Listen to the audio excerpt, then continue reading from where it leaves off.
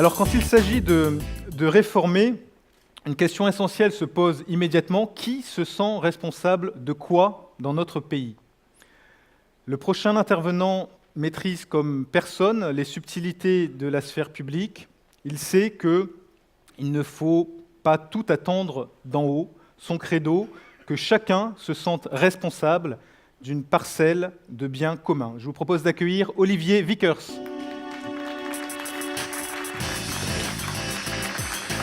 Merci, bonsoir. Donc déjà, si j'étais président, j'aurais lu Proust, ce qui fait une première différence. Et le Proust qui nous invite à faire appel à notre mémoire plutôt qu'à notre intelligence. Alors je vous propose pour commencer de nous souvenir, pour certains d'entre nous ça sera plus facile que pour d'autres dans cette salle, nous sommes dans les années 60-70, nous sommes jeunes, nous accompagnons nos parents au restaurant, dans un drugstore, au garage. Un problème survient. Et notre père disait alors, d'une voix forte, « Appelez-moi le responsable ». Et en effet, quelqu'un venait se présenter, un conciliabule s'ensuivait, et le problème était résolu. Essayez, maintenant que nous sommes adultes, nous essayons, de prononcer la même phrase, « Appelez-moi le responsable ». Mais vous n'y pensez pas. La direction est en séminaire de réorganisation, le process informatique vient d'être refondu, il ne prévoit pas votre requête, et c'est peine perdue puisque vous êtes en communication avec un centre d'appel, lui-même délocalisé au Maroc, tapez 1, tapez 2, tapez 3. Donc nous voilà condamnés en France à vivre dans un monde sans auteur, dont personne n'est responsable. Il est vrai qu'en France, être responsable signifie en vérité coupable. On comprend donc que personne ne se presse pour se dire responsable. Bien au contraire, chacun d'invoquer les moyens. Nous avons beau être les champions du monde de la dépense publique avec 57% du PIB, personne qui n'invoque les moyens pour se défausser de toute responsabilité. Parler d'échec scolaire, d'illettrisme à un professeur, il vous désignera sa classe, 40 élèves, plutôt que 20-10, que peut-il faire ?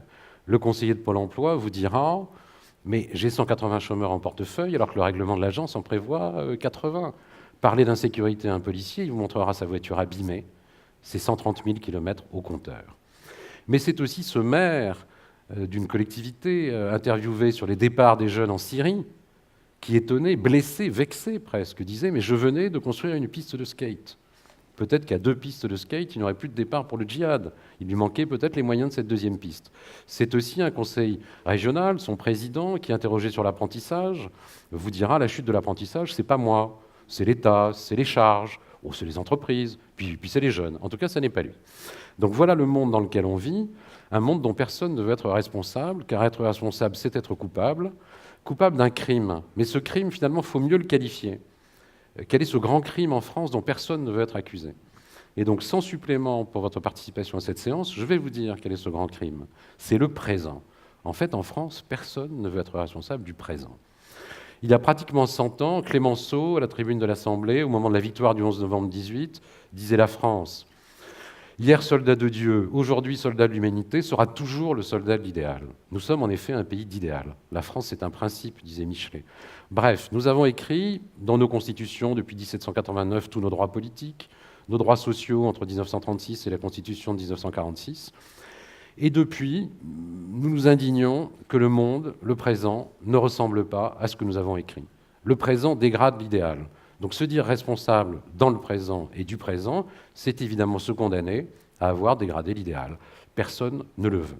Songez même, au titre de ce passé sacré, qu'il s'est trouvé des personnalités pour s'indigner que l'on fit la loi travail pour les 80 ans du Front populaire.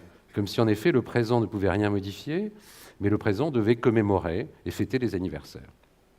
Sur cette thématique des moyens qui empêchent d'être responsable, le président de la République ne donne pas le bon exemple. Évidemment, lui ne peut pas dire que c'est la faute aux moyens. En principe, dans notre imaginaire, il les distribue et ils sont bien sûr infinis. Donc que dit le président ? Eh bien, c'est la faute à pas de chance.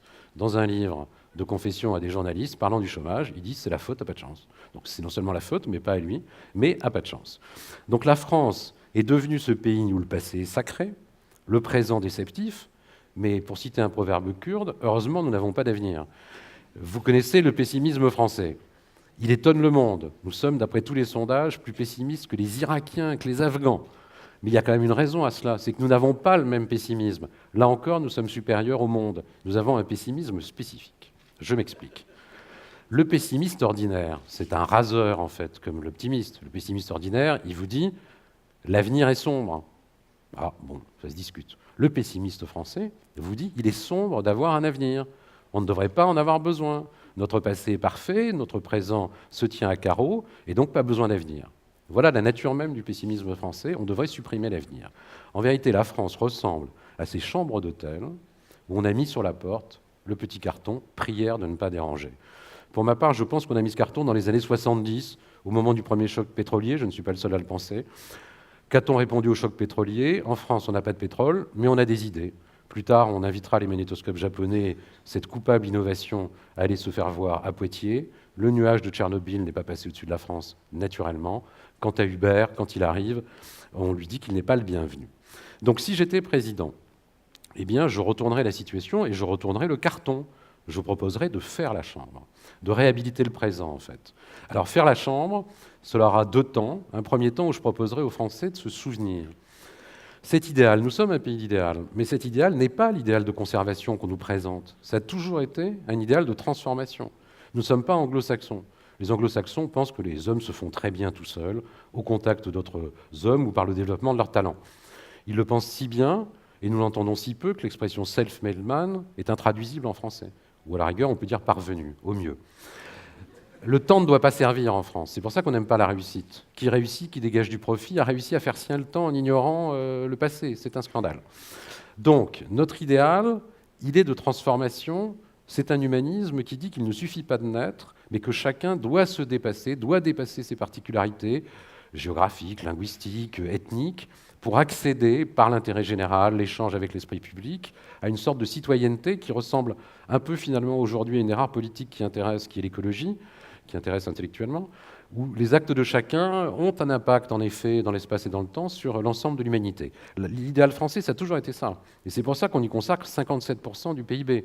Pour être anglo-saxon, on n'a pas besoin de 57%. Alors, je ne suis pas sûr que pour être français, on ait besoin de 57%, mais pour devenir français, en tout cas, il y a une logique d'investissement. Donc, si j'étais président, je commencerais par rappeler aux Français, voilà, souvenez-vous, rappelez-vous que notre idéal, notre humanisme, notre distinctif, c'est cette idée de dépassement vers l'intérêt général, cette sorte de marché du dépassement.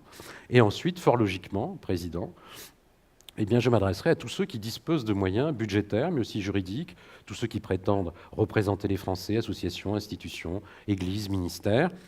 Je vais faire un petit sort rapide au secteur privé que j'ai réservé pour la fin, car je voulais que cet exposé se déroule bien. Les entreprises ne se distinguent guère du secteur public que j'ai cité au début. Elles sont les premières aussi à dire qu'elles n'ont pas les moyens de recruter, former, garder leurs salariés. La faute aux charges, la faute à la concurrence, la faute à l'école qui forme mal, la faute effectivement à tous les autres. Donc pour sortir de cette folie où on ne veut être responsable de rien, c'est-à-dire pas du présent, qui est quand même le temps où on vit, pour passer à responsable de quelque chose, je demanderai à toutes ces institutions, leurs regroupements, entreprises compris, secteur privé public, de me décrire, avec les moyens qu'ils ont, quel effet de transformation ils veulent, peuvent, et déjà sans doute produisent dans le temps dans lequel on vit, le présent. Aux professeurs, avec l'établissement, de m'expliquer quelle transformation des élèves ils cherchent à faire. Et peut-être arrivera-t-il à me convaincre qu'en effet, à 40, ça n'est pas possible. Le conseiller de Pôle emploi, plutôt de me dire tout ce qu'il ne fait pas parce qu'il n'a pas 80 chômeurs en portefeuille, je commencerai par lui demander, mais avec 80, que ferais-tu? Et le conseil régional, son président, qui ne cessera de me vanter la décentralisation, je ne doute pas, et de me demander des compétences supplémentaires, que dès lors qu'il comprendra que des compétences signifient une responsabilité et que je lui poserai des questions sur sa capacité à qualifier ces jeunes par l'apprentissage, eh bien je ne doute pas que ces demandes de moyens seront peut-être moins dynamiques. Voilà ce que je propose. Réhabiliter le présent, le seul temps dans lequel on vit, décrire des responsabilités limitées, les contractualiser. En France, on a besoin que le président autorise même à être libre, on va faire la fête de la musique, donc j'autoriserai à être responsable. C'est un paradoxe, mais il est conforme au génie français.